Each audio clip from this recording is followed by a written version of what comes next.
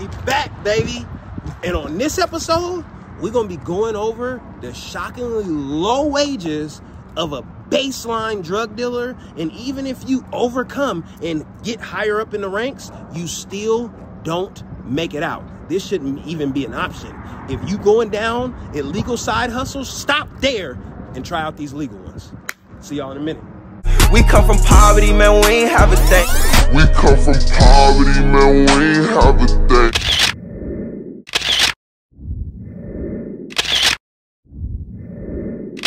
All right, so look, I was having a conversation and I realized still now, I thought it was dead, right? I thought the game was dead. Now, I understand people sell things like promethazine, they sell the drink, they sell the pills and stuff like that. But I thought drug dealing as a baseline occupation was dead. But there's still people that consider drug dealing as opposed to some of the more legal alternatives. And unfortunately, I remember being one of them people, but I wasn't exposed to everything that we have today, right? So what I'm recording this on right now has the ability to broadcast everything, right? It can literally show all of the other alternatives, all of the legal ways that you can become an entrepreneur without having to dive and delve into the black market. You ain't got to sell dope to give hope. You ain't got to sell dope to get what you want. You ain't got to sell dope to look how you want. You don't have to do it. You no longer have to do it. Believe me, I thought so too, but you don't. It's a useless path.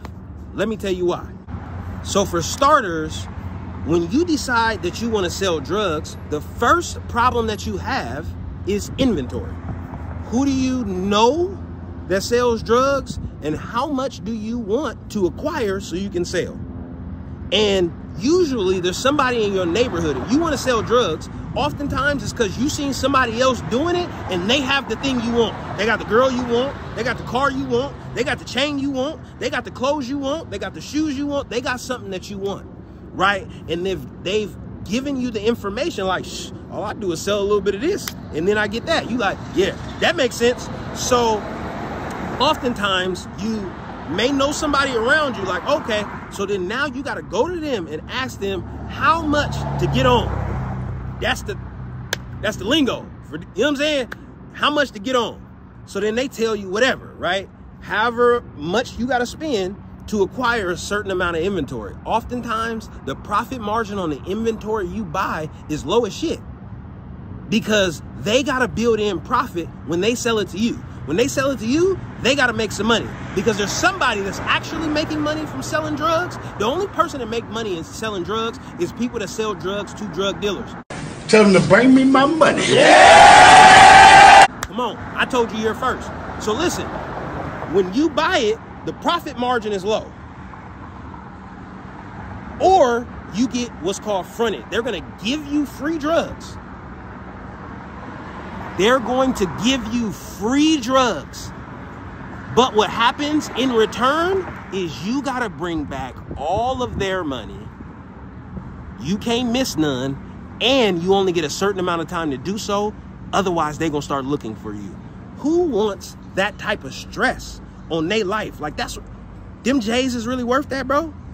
For real, bro. You want to ride Benz that bad that you willing to take a free product from somebody.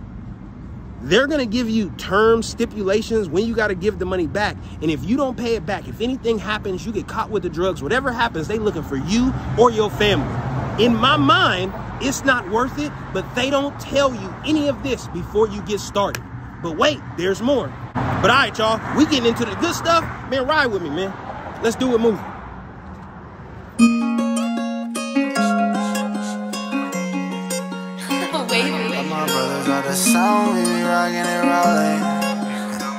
How are we in a better area, man? Let me explain. So we done went over how you have low profit margins on your inventory, the inherited risks that are associated with your chosen side hustle. But now, what about your marketing plan, right?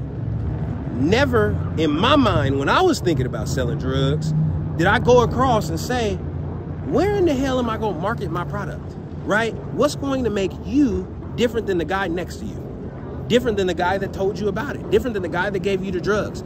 In the drug game, everybody that sells drugs is your competition. Your competition consists of every single person that has what you have and wants to sell what you sell because you're dealing with the same limited customer pool. Then the climax, the degradation for me, right? I am a black man. The degradation of my community. My customers are going to be degraded by the product that I sell. They're going to lose in the end. Oftentimes, especially when you come from the crack era, what happened is your people are also your customers. Your aunt is going to want a little toodle. Your cousins, your mother, father, brother, sister, it doesn't matter. Your people is going to eventually become customers or consumers of your product. You choose a side. They're going to be on the sales side or the consumption side, but nobody chooses to stay and avoid drugs completely when one person is knee deep in the game. When you put your shoe in, you know what I'm saying? You just piddling around with it. You're making a couple $100 here and a couple $100 there. All right, cool. But what about when you take it to the next stage? Because now you want more money, right? You don't want to stay on the bottom forever. Don't nobody want to stay a rookie they second year. That being said, you're eventually going to want to grow. Grow means you're pulling more people in your ecosystem into your bullshit. You're affecting more lives. You're degrading more of your community. You're causing more hopelessness. You're causing more homelessness. The waves of negativity that comes when you choose to indulge in this environment are massive. So what you really have to calculate is not only the cost of dealing, you have to also mathematically say, what's the profit margin, right? Is it 10, 15, 20% on the product? There's so many other products that you can sell and get that level of percentage and more legally. And that's what it took me a while to realize for myself. And hopefully, man, this video helps you guys realize the same thing as well, because there's a better way. There's a better way. You don't got to do it that way. You ain't got to do it that way. You don't got to be that. You can exude all of that same energy without falling into the mentality that you either got to be a drug dealer, you got to be a rapper rapping about drug dealing, you got to be a robber, you got to be a scammer. All of those things and all of those notions that we thought were previously true, we are unproving those every day, and we're going to continue leading the way. Man, if y'all want to turn this into a conversation, fuck with me, man. Hey, look, and before you go, please don't forget to hit this and subscribe to that. We'll see y'all on the next one, man. KennyVSpoverty. When I look around, all I see is the real. In a sticky situation, all my niggas want squeal. Couldn't fall for the PA, that bitch tryna sign a deal.